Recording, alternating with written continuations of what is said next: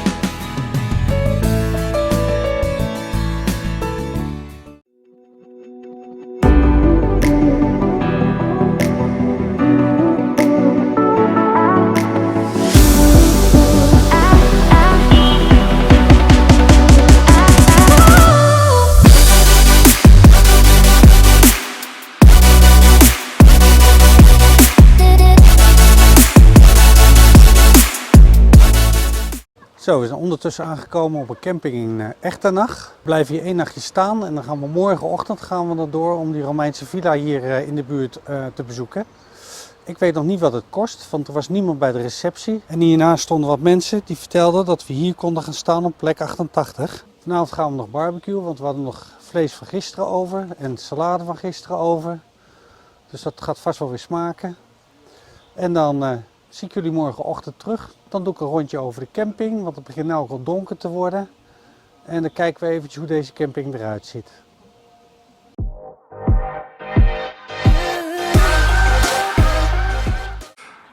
De camping is een beetje verdeeld in 2 plateaus. Dit is het onderste plateau.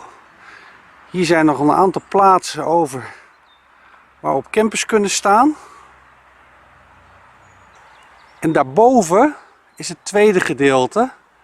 En daar kunnen nog veel meer campers staan. Er is ook een zwembad. Er is ook een losplaats voor het grijs en zwart water. En je cassettetoilet. Daar kun je water bij vullen. En is er een restaurant. Er is van alles te doen. Overal op de camping vinden we verschillende plekken waar je je afval kan lozen. En afvoerpunten waar je cassettetoilet kan legen. Wat natuurlijk erg grappig is dat je dit soort grote tonnen kan huren. Het is in feite, het lijkt net een groot biervat of wijnvat. En hierboven staan er nog een aantal. Ah ja, wat kost een dagje hier staan? Nadat ik had uitgelegd dat we geen elektriciteit hebben gebruikt, €24, 2 personen en de campers.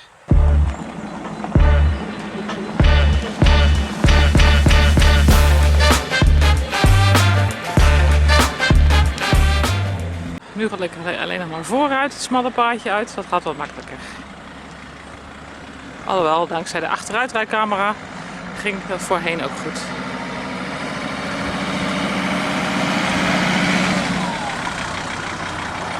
De deur staat nog open, want ik mag er zo nog in.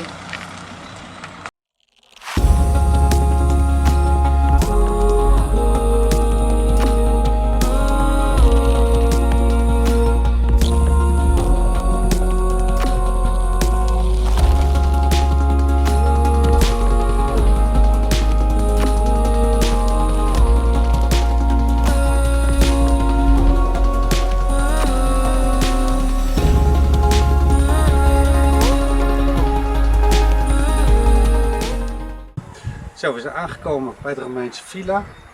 Helaas, het is tot 1 april gesloten, dus we kunnen binnenin niet lopen. Dus we kijken hier vandaan van boven maar hoe het er allemaal uitziet. Er zijn in ieder geval wat dingetjes waar we toch kunnen herleiden hoe het eruit heeft gezien. We hebben hier bijvoorbeeld een manquette. En daarachter hebben we dan de opgravensmuren liggen. Het geheel lag op een landgoed van ongeveer een kleine 15 hectare. En bestaat uit 1 hoofdgebouw en 4 bijgebouwen. Met een heel groot zwembad.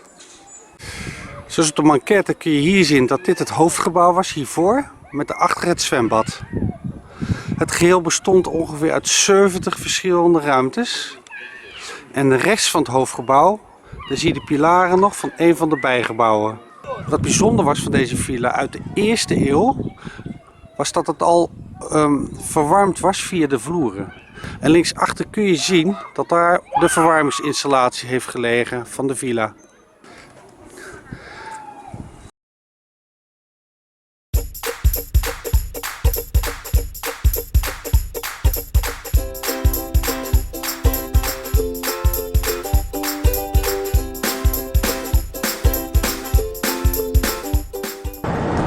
Inmiddels zijn we onderweg naar Luxemburgse stad.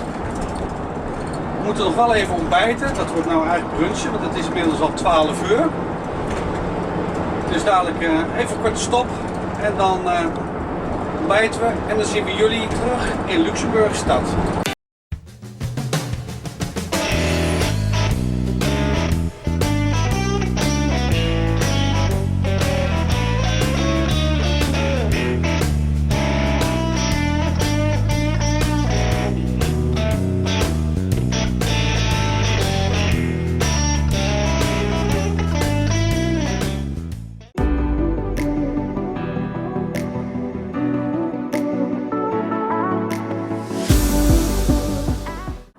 Zo, we zijn in Luxemburgse stad.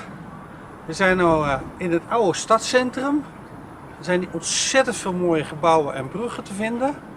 Dus we gaan het een en ander eens bekijken.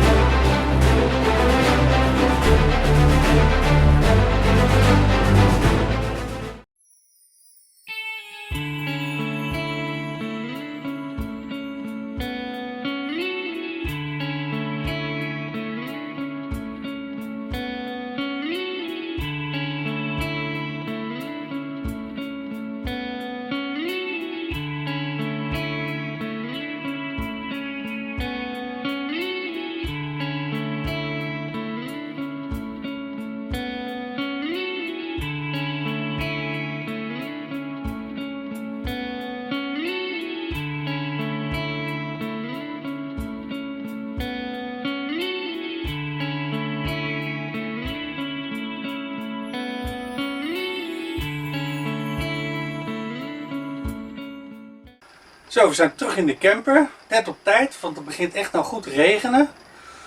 Ja, Luxemburgse stad hebben we gezien. En nu wordt het weer tijd om richting Bonn te gaan rijden.